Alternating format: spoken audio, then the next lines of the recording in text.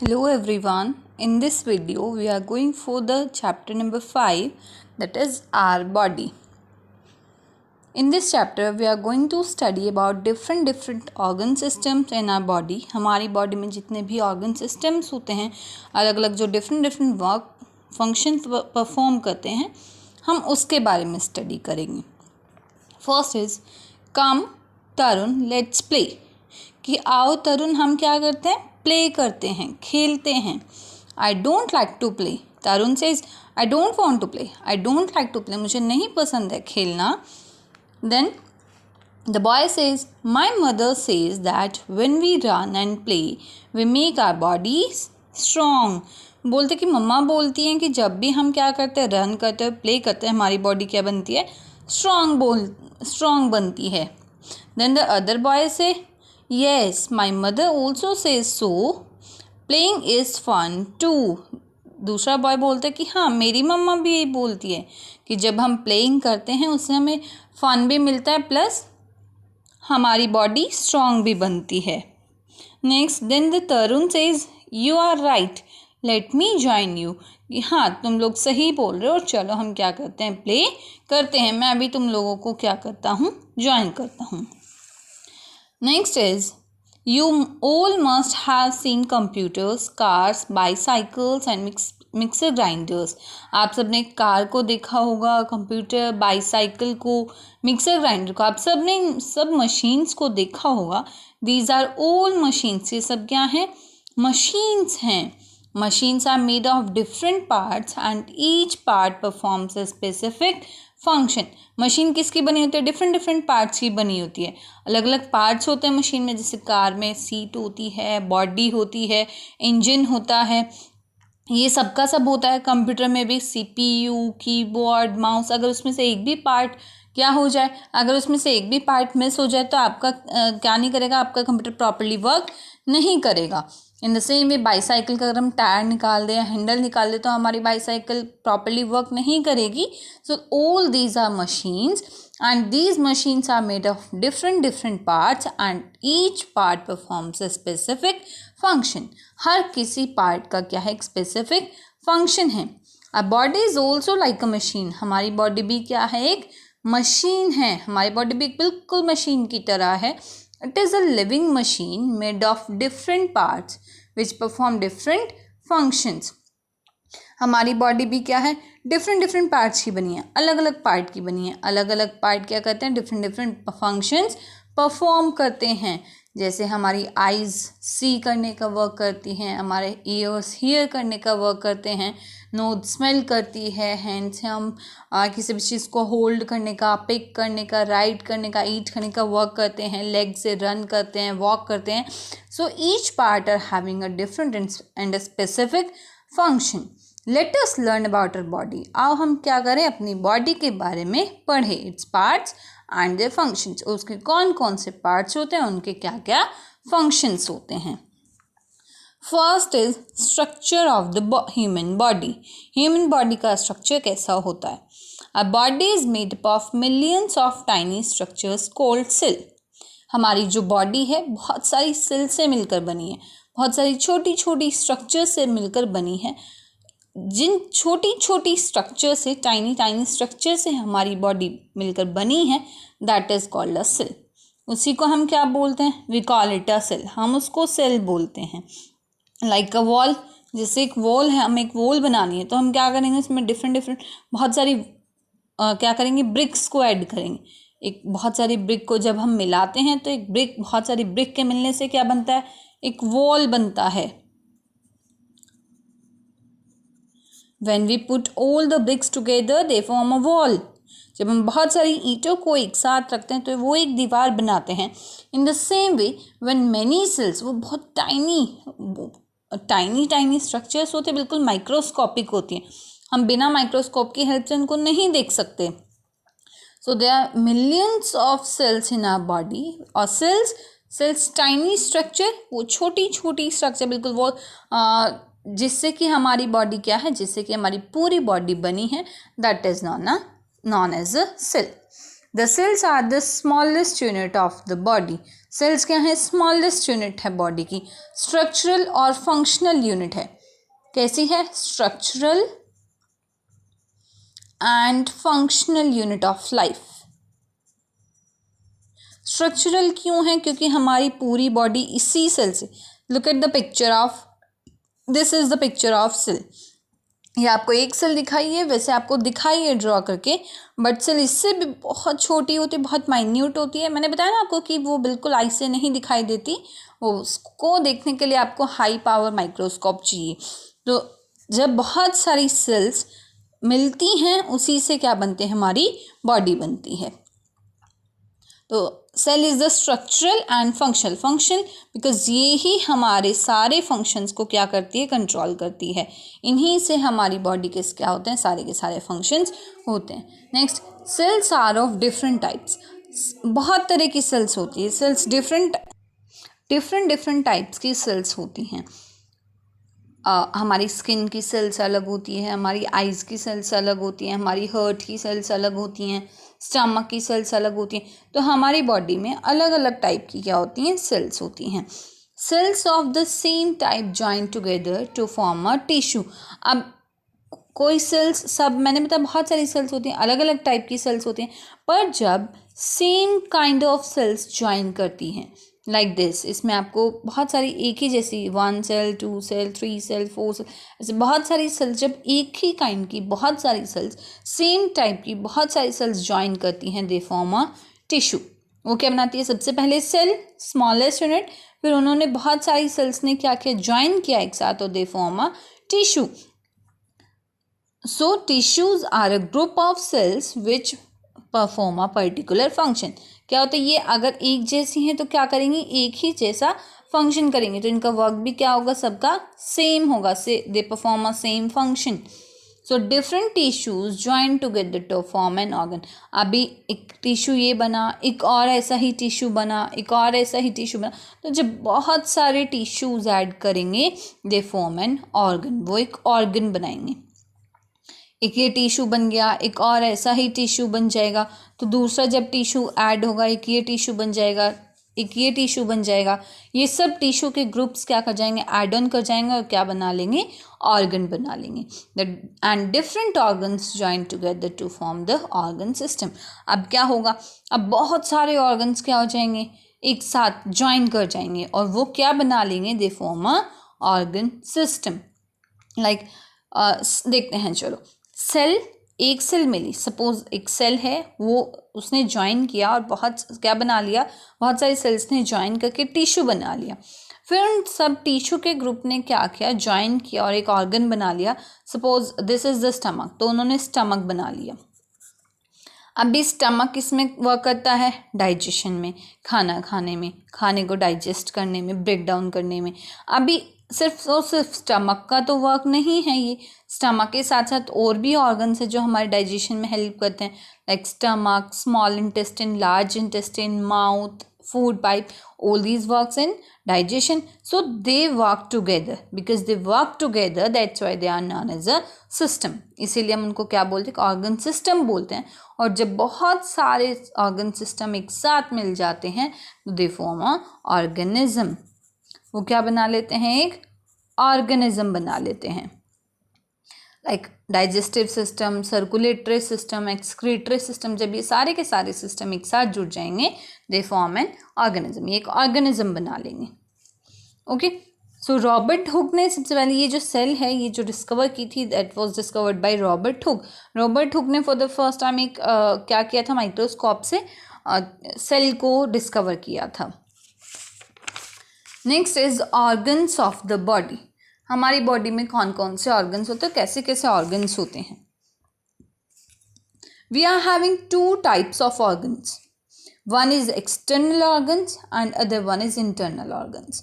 Internal organs are those organs which are present inside our body, जो हमारी body के अंदर होते हैं, जिनको हम नहीं देख सकते, जिनको हम ऐसे जैसे हम we can see our hands, we can see our eyes, we can see our nose. हम अपने नोज़ को टच कर सकते हैं, अपने फिंगर्स को टच कर सकते हैं, but we can not touch the तो हम अपने इन सब के सब ऑर्गन्स को टच कर सकते हैं, फील कर सकते हैं, देख सकते हैं.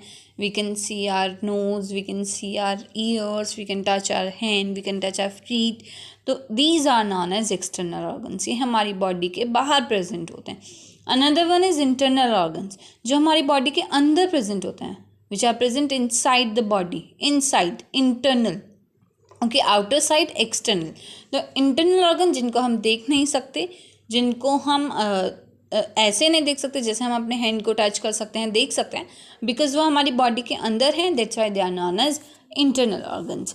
Like heart, stomach, kidney, lungs, these are internal organs. ये इंटरनल ऑर्गन्स हैं क्योंकि ये हमारी बॉडी के अंदर प्रेजेंट है. क्या देखा है कभी आप अपना ऐसे अगर अपनी बॉडी को देखते हो तो क्या आपको अपना कभी हार्ट दिखाई देता है, स्टमक दिखाई देता है? नहीं दिखाई देता, because they are present inside the body.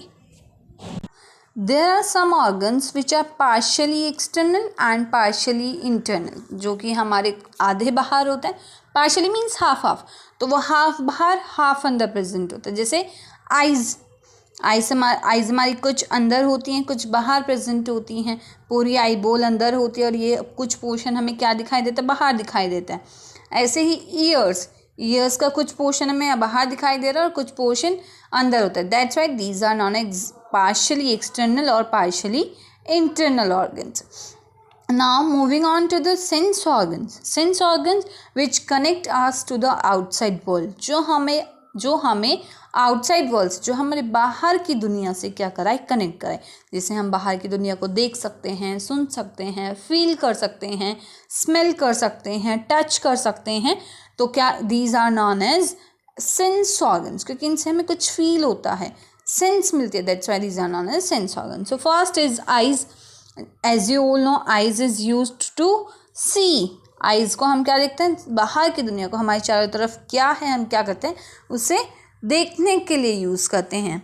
Years which are use to hear, जिसको हम देखने में, जिसको हम क्या करते हैं, अलग अलग आवाज़ को सुनने में, हियर करने में यूज़ करते हैं. नेक्स्ट टंग. अगर आपकी टंग ना हो तो आपको क्या खा रहे हो आपको पता ही नहीं चलेगा. आप खट्टा खा रहे हो, मीठा खा रहे हो, आपकी खाने में तेज़ मिर्ची है या नमक है, आपको कुछ भी पता नहीं चलेगा. So that's why we are having tongue, जिससे हम क्या करते हैं, जिससे आप अलग डिफरेंट टेस्ट को रिकग्नाइज करके बताते हो. टेस्ट वर्ड्स होती है हमारी टंग पर, जो कि हमें क्या बताती हैं, डिफरेंट टेस्ट बताती हैं. So we are having taste words on the tongues. तो ये टेस्ट वर्ड्स ही क्या करती है, टेस्ट वर्ड्स हमें हेल्प करती हैं क्या करने में, टेस्ट वर्ड्स हमें हेल्प करती हैं इस टेस्ट को रिकग्नाइज करने में. Next is nose. To smell the different things.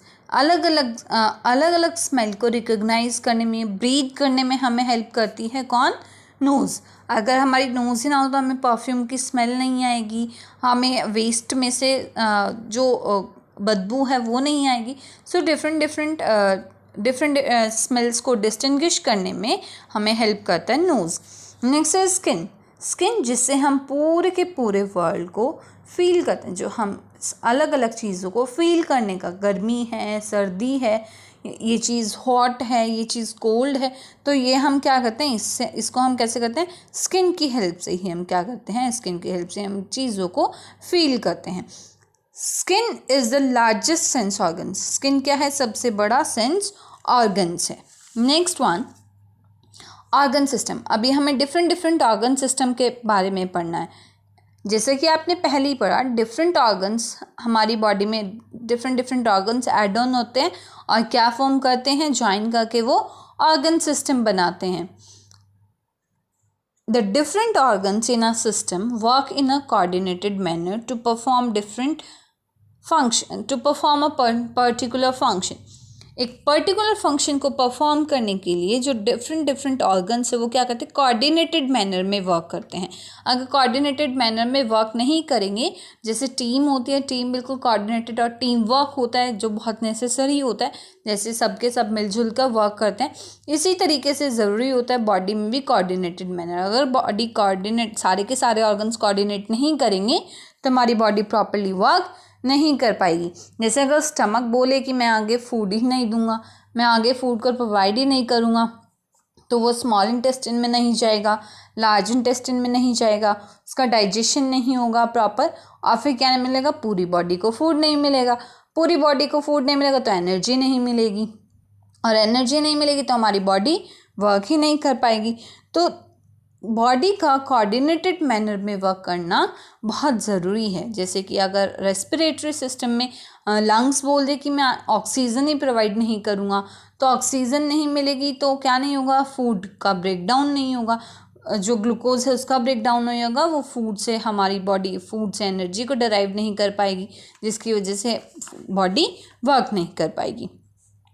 So coordination is must. The different organ systems in the body in turn work as a team. हमारे different organ systems क्या करते हैं, टीम की तरह work करते हैं, and we are able to carry out different activities, और इसी की वजह से हम क्या कर पाते हैं, different activities perform कर पाते हैं। Now let's move on to the first system, that is skeletal system. Skeletal system or skeleton. When all the bones join together in the body, they form a skeleton.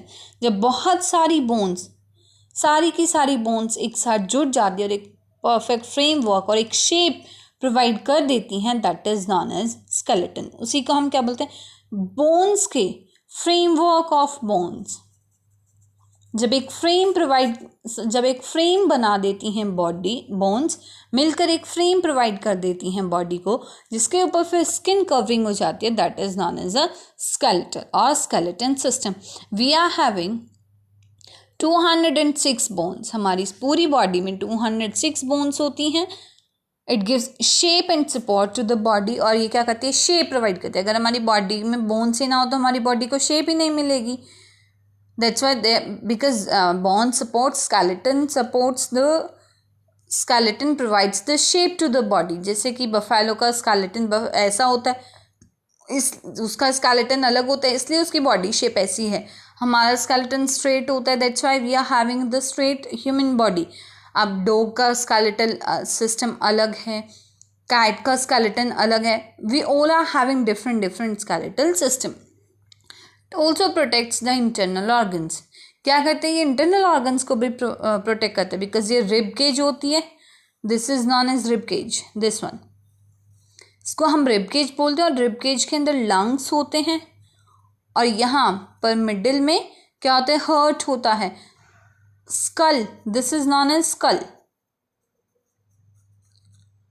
School जो हमारे head में, head वाले portion जो होता है, that is known as skull. और skull में क्या होता है, ब्रेन, ये ब्रेन को प्रोटेक्ट करती है, जिससे कि ब्रेन में क्या ना हो, कोई भी इंजरी ना हो, this is known as rib cage, this is rib cage. और रिब केज क्या करती है, रिब केज के अंदर लंग्स होता है, हर्ट होता है, so it protects heart and lung. ये हर्ट और लंग को क्या करती है, प्रोटेक्ट करती है। सो ये जो स्केलेटल सिस्टम है, ये डिफरेंट ऑर्गन्स को क्या करता है, प्रोटेक्ट करने का वर्क करता है। Without the skeleton our body would be like a mass of jelly. अगर हमारा स्केलेटन ना हो तो हमारी बॉडी बिल्कुल कैसी होगी, जैसे कि जली होती है, बिल्कुल मास ऑफ जेली, जैसे बहुत सारी जली इकट्ठी हो जाए और बिल्कुल ऐसी हो जाएगी, क्योंकि स्केलेटन ही हमें क्या प्रोवाइड कर रहा है, सपोर्ट प्रोवाइड कर रहा है। अगर हम सीधे खड़े हो पा रहे हैं, चल पा रहे हैं, it is just because of the skeletal system. Adults are having 206 bones and a human baby are having 300 bones. Human baby are having more bones than the adult one, because जब जैसे जैसे वो बड़े होते हैं, काफ़ी सारी बोन्स क्या कर जाती है, फ्यूज़ कर जाती है और मिलकर बड़ी बड़ी बोन्स बना लेती हैं। That's why adults are having 206 bones and a baby is having 300 bones. Next is muscular system. The soft and fleshy parts in our bodies are the muscles.